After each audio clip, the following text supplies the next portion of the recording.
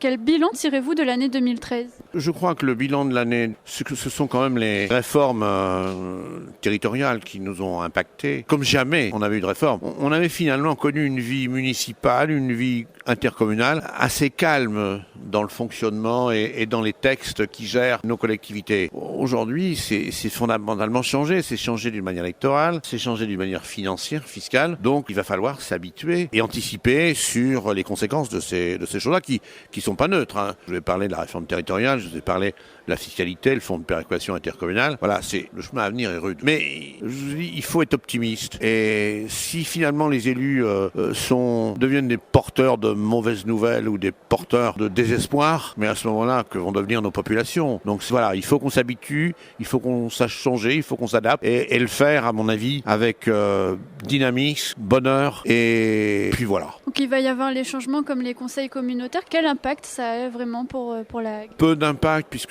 peu d'impact si, c'est assez étonnant, quoi. La démocratie, l'idéal, c'est de l'appeler participative au maximum. Bon, donc, nos 245 conseillers municipaux sur la Hague, délégués, 64 délégués, maintenant, ils vont plus en déléguer 40. Bon. Mais par contre, on va pouvoir faire participer des conseillers municipaux aux commissions. Donc, on va, à mon avis, conserver un niveau de coordination correct. Et puis, il va bien falloir. Il faut aussi que les maires s'adaptent en termes de communication pour bien réexpliquer dans leurs conseils municipaux les enjeux qu'ils ont à décider dans leur délégation de conseillers communautaires. L'année dernière, vous parlez de vos espoirs pour l'emploi, pour la croissance. Est-ce qu'ils se sont concrétisés dans la Hague ?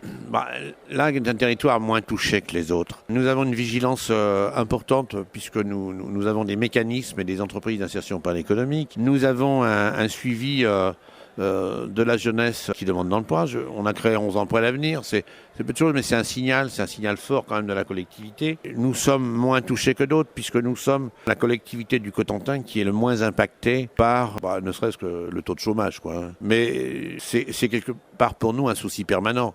La croissance, on voit bien qu'elle n'est guère au rendez-vous. On peut être quand même inquiet, mais il faut que l'optimisme dépasse l'inquiétude. 2014 commence, vous avez adressé vos meilleurs vœux à la population. Quels sont-ils ? Vous savez, mes vœux, ça a été de dire essentiellement, sachons déjà apprécier ce que nous avons. La santé, c'est des vœux que j'ai offerts à la population.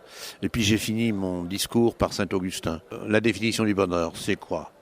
Le bonheur, c'est d'abord de savoir apprécier ce qu'on a. Si la recherche du bonheur permanent, c'est d'attendre ce qu'on n'a pas, on risque d'être malheureux trop longtemps. La CCH a-t-elle des projets principaux pour 2014 ? Vous savez, on va arriver dans une phase de maintien de nos institutions. On a terminé nos grands investissements. Qu'est-ce qui va se passer alors ? Vous savez, la gestion du quotidien avec des grands dossiers comme la réforme scolaire, comme la mise en place de notre équipement culturel, c'est déjà quelque chose qui peut nous préoccuper. Vous savez, je vais vous dire, quand je lis la presse ou que j'écoute la radio, je vois peu de collectivités rurales notamment avoir ce niveau de préoccupation par rapport au quotidien. Notre quotidien suffirait à alimenter l'avenir de bon nombre de collectivités en France. Vous avez des projets pour le manoir du Tourpe et le planétarium et l'espace culturel qui sont prévus. En quoi consiste-t-il exactement ? En fait, les projets concernant surtout le manoir du Tour et l'espace culturel est de redonner un coup de jeune pour effectivement essayer de doper la fréquentation. On s'est aperçu que la configuration du Tour par rapport à la boutique, par rapport à l'exposition permanente est quand même, elle a près de 15 ans, c'est peut-être un peu dépassé. Donc en fait, on veut réorienter cet équipement pour lui donner comment on appelle ça, un petit coup de jeune.